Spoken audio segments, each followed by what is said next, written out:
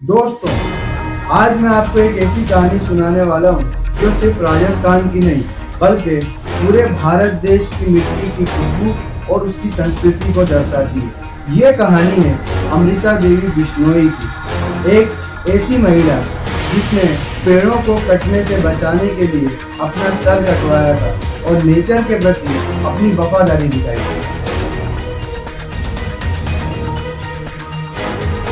हमारे देश की हिस्ट्री में ऐसे बहुत सारे लोग हैं जिन्होंने नेचर और वाइल्ड लाइफ को बचाने के लिए लड़ाइयाँ लड़ी हैं, लेकिन बिश्नोई समुदाय का कंट्रीब्यूशन कुछ अलग ही है। बिश्नोई समुदाय के लोग पेड़ पौधे और पशुओं को अपने बच्चों की तरह प्यार करते हैं। चलिए इस कहानी में हम लोग ये जानने की कोशिश करेंगे कि कैसे अमृता देवी बिश्नोई ने अपने समुदाय के साथ मिलकर पेड़ों को कटने से बचाया था और उनका ये सेक्रीफाइस आज तक हम सबको इंस्पायर करता है। हेलो दोस्तों, मेरा नाम है उस्मान और आप लोगों का स्वागत है मेरे यूट्यूब चैनल पर। आज का जो हमारा टॉपिक है वो है अमृता देवी बिश्नोई। चलिए, बिश्नोई समुदाय का नाम ही उसकी वैल्यूज दर्शाता है। 20 और 9 यानी के 29 गुरु जम्बेश्वर महाराज के बनाए गए 29 प्रिंसिपल्स को फॉलो करते हैं ये लोग, जिसमें नेचर कंजर्वेशन, काइंडनेस और सिंप्लिसिटी जैसे रूल्स भी होंगे।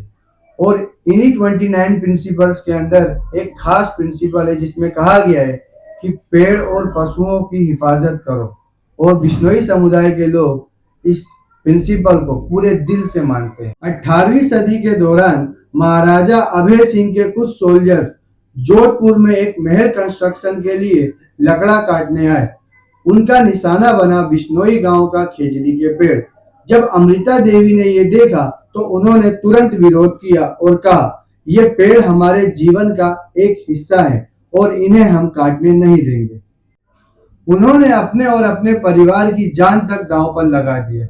उन्होंने कहा, सर संते रुक रहे तो भी सस्तो जान, मतलब एक पेड़ को बचाने के लिए सर कटाना भी महंगा नहीं है।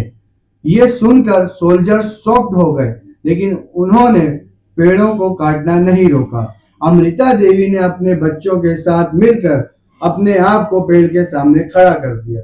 जब अमृता देवी ने देखा कि उनका विरोध भी काम नहीं कर रहा है तो उन्होंने अपने बच्चों को बोला और अपने परिवार के साथ मिलकर पेड़ के सामने खड़े हो गए।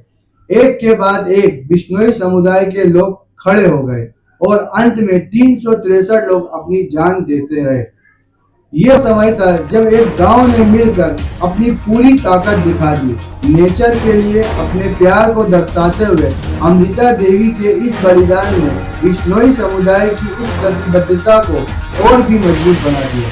अमृता देवी और उनके परिवार का ये बलिदान सिर्फ राजस्थान या बिश्नोई समुदाय के लिए नहीं है बल्कि पूरे भारत के लिए एक मिसाल बन गया है। ये सेक्रीफाइस आज भी हमारे समाज को याद दिलाता है कि हम नेचर के प्रति कितने जिम्मेदार हैं।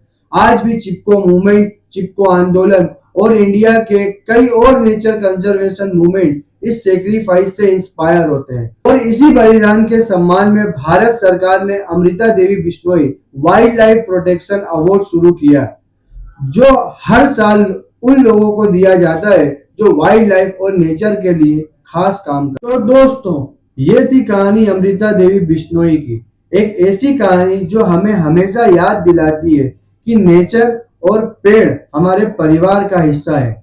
जैसे अमृता देवी ने कहा था, पेड़ों की रक्षा के लिए सर भी दे सकते हैं, वैसे ही हमें भी अपनी धरती और पेड़ पौधों का ख्याल रखना चाहिए। तो चलिए हम भी अमृता देवी का ये मिशन आगे ले जाते हैं और अपने आसपास के नेचर को बचाने की जिम्मेदारी उठाते हैं। ये हमारे आसपास की धरती और नेचर को हमेशा हरा भरा रखने का वादा है।